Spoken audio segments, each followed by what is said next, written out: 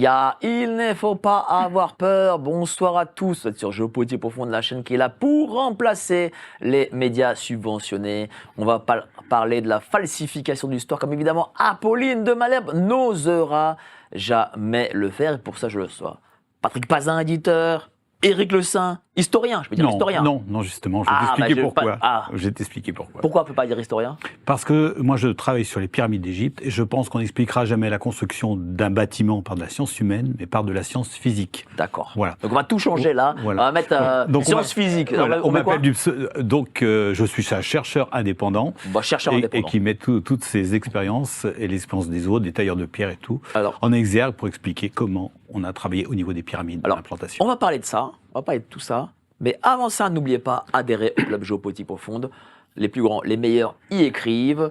Sylvain Ferreira, Claude Janvier, Laurent Ozon, François-Xavier Consoli et tous les autres. Vous cliquez sur le lien ci-dessous et vous aurez 7 jours d'essai gratuit. N'oubliez pas que le dernier livre de Laurent Ozon, Les néoconservateurs, une élite impériale, a été édité par les éditions Géopolitique Profonde, écrit par Laurent Ozon, bien entendu. Pareil, vous cliquez sur le lien ci-dessous.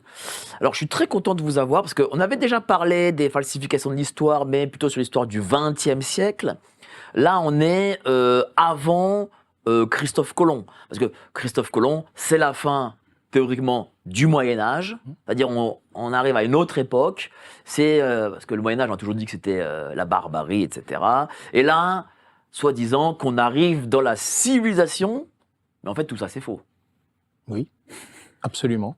Pourquoi c'est faux? Alors, on va commencer tout simplement parce que des peuples sont allés en Amérique bien longtemps avant lui. Alors déjà, ce que l'on connaît le mieux, ce sont les Vikings, donc autour du XIe siècle, voire avant. Ils arrivent du côté de Terre-Neuve sur un site qui s'appelle La Anse-au-Mido. Et celui-là, aujourd'hui, ce site est indiscutable puisqu'il est même reconnu par la science officielle. À savoir que donc les Vikings sont arrivés, il y a eu des datations qui ont été faites au carbone 14 au début du XIe siècle. Donc on est déjà quasiment 5 siècles avant Christophe Colomb. Donc dire qu'il a découvert l'Amérique, alors qu'on sait que les Vikings étaient déjà là depuis longtemps, ça pose problème. Mais en plus, il n'y a pas que les Vikings qui sont allés, parce qu'on a des preuves, justement, on va regarder après quelques cartes et puis nous parlerons d'autres choses. Mais les Hébreux, les Romains, les Égyptiens, les Japonais, les Chinois, les Phéniciens, tout le monde, et évidemment les Arabes, les musulmans, tout le monde est allé en Amérique. Même on a des traces des Irlandais, et je parle avant Christophe Colomb.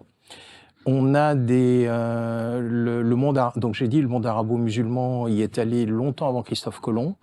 On a même des preuves que l'Afrique subsaharienne est allée en Amérique. Alors, après, on va dire, non, mais tout ça, c'est la science officielle, réponse, c'est impossible. Eh bien, peut-être nous pouvons commencer par regarder une carte ancienne. Stéphane, si tu peux mettre la 18. Celle-là? Mais d'accord, mais alors, on va montrer les cartes. D'accord. En attendant, mais pourquoi qu'est-ce que ce mensonge transforme, en gros, dans notre civilisation? Tout. C'est-à-dire que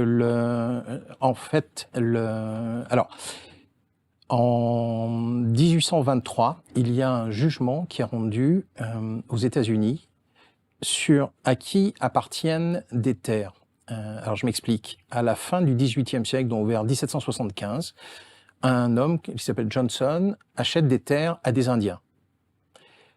40 ans plus tard, un autre homme, en fait, qui a des activités politiques, négociant en fourrure, etc., un homme d'affaires, achète auprès du gouvernement américain les mêmes terres.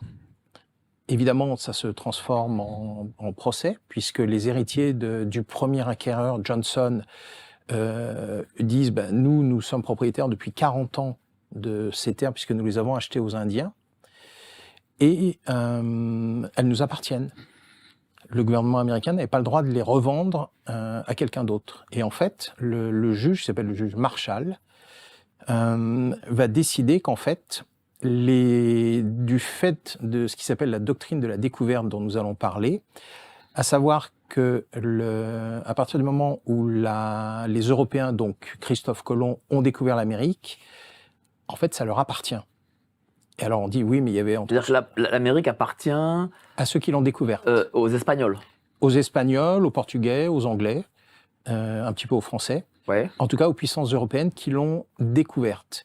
Et dans son jugement, c'est très clair, il explique en fait que donc lui, il rejette la demande des héritiers en disant que oui, d'accord, leur père avait acheté les terres à des tribus indiennes, mais en fait, les Indiens n'avaient pas le droit de la vendre parce qu'en fait, comme ils ont été découverts par Christophe Colomb, ça leur enlève tout droit de propriété et même de souveraineté.